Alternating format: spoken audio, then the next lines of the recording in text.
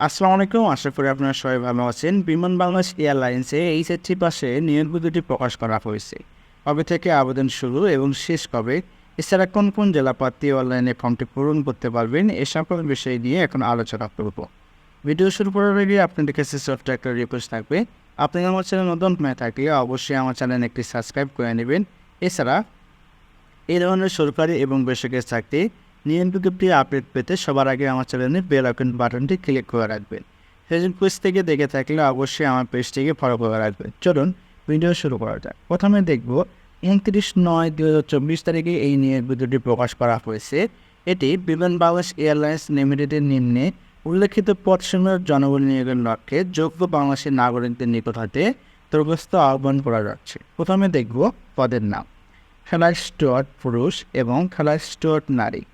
বেতন স্কেল 15,900 থেকে 38,400 এবং আরও আনুষঙ্গিক ভাতাদি থাকবে, যেমন উৎসব ভাতা, দেশে ও বিদেশে প্রশিক্ষণ ভাতা, উন্নত চিকিৎসা সুবিধা, মিনিমাম ভাতা। এই পদের জন্য বয়স 19 থেকে 25 বছর হতে হবে, অবশ্যই 30/9/2024 তারিখের মধ্যে। এই পদের পদ সংখ্যা খেলার স্টুয়ার্ড 25টি এবং খেলার স্টুয়ার্ডেস 25টি। এই পদের জন্য শিক্ষাগত যোগ্যতা অবশ্যই সর্বনিম্ন এইচএসসি অথবা সমান পরীক্ষায় উত্তীর্ণ হতে হবে এবং উচ্চতা সর্বনিম্ন 168 সেন্টিমিটার পুরুষ এবং সর্বনিম্ন 161 সেন্টিমিটার নারীদের ক্ষেত্রে হতে হবে এবং ওজন উচ্চতার সাথে সামঞ্জস্যপূর্ণ হতে হবে। সাঁতার জন্য প্রার্থীদেরকে অগ্রাধিকার দেওয়া হবে। চূড়ান্তভাবে নির্বাচিত হলে প্রশিক্ষণকালে অবশ্যই সাঁতার শিখতে হবে। প্রার্থীদের সুস্বাস্থ্য অধিকারী হতে হবে, ইংরেজিতে পারদর্শী এবং অবশ্যই অভিজ্ঞতা হতে হবে। চোখের দৃষ্টিশক্তি 6:6 হতে হবে, কোনো প্রকার চশমা গ্রহণযোগ্য নয়। কম্পিউটার বিষয়ে জ্ঞান অবশ্যই থাকতে হবে এবং জেইডি ডিগ্রি কোনো গ্রহণযোগ্য থাকবে না। Number 2, security assistant. বেতন স্কেল 12,500 থেকে 30,330। এই পদের জন্য পদ সংখ্যা 5টি। বয়স 30/9/2024 তারিখের মধ্যে সর্বোচ্চ 30 বছর হতে হবে। এই পদের জন্য শিক্ষাগত যোগ্যতা যে কোনো বিষয়ে স্নাতক ডিগ্রি থাকতে হবে, অবশ্যই সিজিপি 2.84 এর মধ্যে থাকতে হবে। এছাড়া এসএসসি এইচএসসি পরীক্ষায় প্রত্যেকটিতে কমপক্ষে 3 পয়েন্ট থাকতে হবে, অবশ্যই 5-এর মধ্যে। অপারেটিং সিস্টেম এবং ইন্টারনেট কানেকশন সহ কম্পিউটার জ্ঞান অবশ্যই থাকতে হবে এবং জিএডি ডিগ্রি গ্রহণযোগ্য নয়। এই পদের জন্য উচ্চতা পুরুষ প্রার্থীদের জন্য পাসপোর্ট 6 ইঞ্চি এবং মহিলা প্রার্থীদের জন্য পাসপোর্ট 4 ইঞ্চি হতে হবে। স্নাতক ডিগ্রি ও পরিচ্ছন্ন সার্ভিস রেবতারি সশস্ত্র বাহিনী থেকে অবসরপ্রাপ্ত এনসিও জেসিওদেরকে অগ্রাধিকার প্রদান করা হবে। সাবলীলভাবে বাংলা এবং ইংরেজি বলা, এছাড়া লেখার দক্ষতাও থাকতে হবে।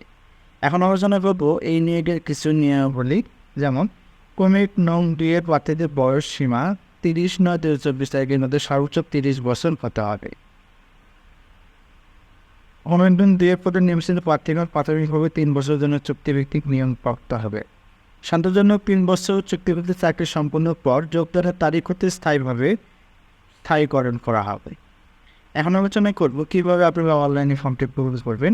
অনলাইনে ফর্ম পূরণ করার ক্ষেত্রে যে কোনো একটা ব্রাউজারের মাধ্যমে bbal.twitter.com/bd এই ওয়েবসাইটে প্রবেশ করে আপনারা অনলাইনে আবেদন ফর্মটি পূরণ করতে পারবেন। অনলাইনে আবেদনপত্র পূরণ ও পরীক্ষা ফি জমা শুরুর তারিখ 30/9/2024 সকাল 10টা হইতে 29/10/2024 বিকাল 5টা পর্যন্ত আপনারা অনলাইনে ফর্মটি পূরণ করতে পারবেন।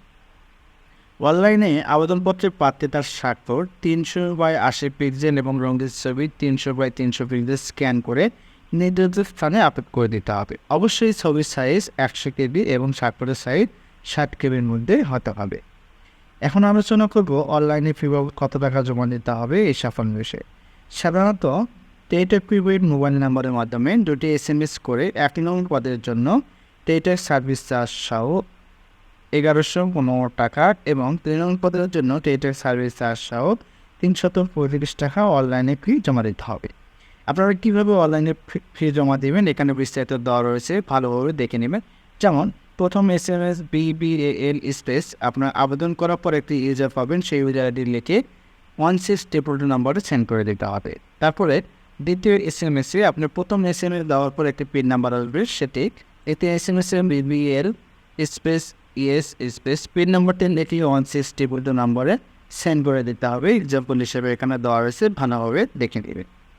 তো এই ছিল আজকের ভিডিও। আমার এই ভিডিওটি ভালো লেগে থাকলে অবশ্যই আমার চ্যানেলে একটি সাবস্ক্রাইব করে নেবেন। এছাড়া এই ধরনের সরকারি এবং বেসরকারি চাকরি নিয়মিত নোটিফিকেশন সবার আগে আপডেট পেতে আমার চ্যানেলে বেল আইকন বাটনটি ক্লিক করে রাখবেন এবং ফেসবুক পেজ থেকে দেখে থাকলে অবশ্যই আমার পেজটাকে ফলো করে রাখবেন।